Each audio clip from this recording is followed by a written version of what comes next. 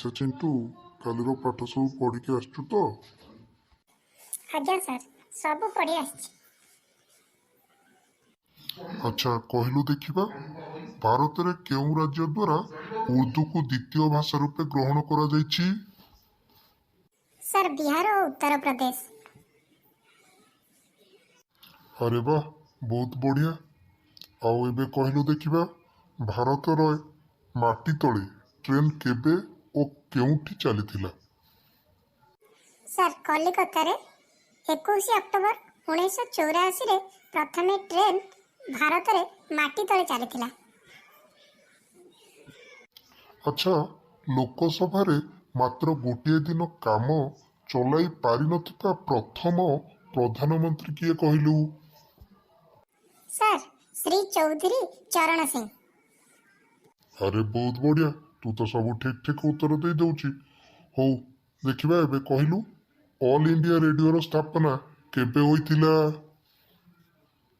Sir, 1936। Very good. ଏବେ କହିଲୁ ଦେଖିବା, ଭାରତରେ ପ୍ରଥମ ସମାଚାର ପତ୍ର କଣ ପ୍ରକାଶିତ ହୋଇଥିଲା?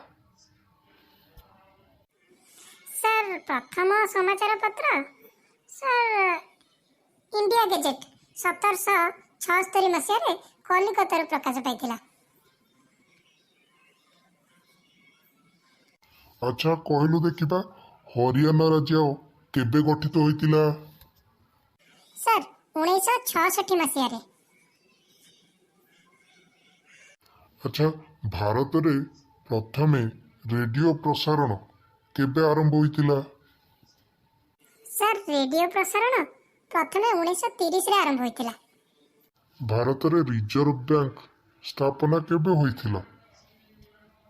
ସାର୍, 1935ରେ ଭାରତୀୟ ରିଜର୍ଭ ବ୍ୟାଙ୍କର ସ୍ଥାପନା ହୋଇଥିଲା।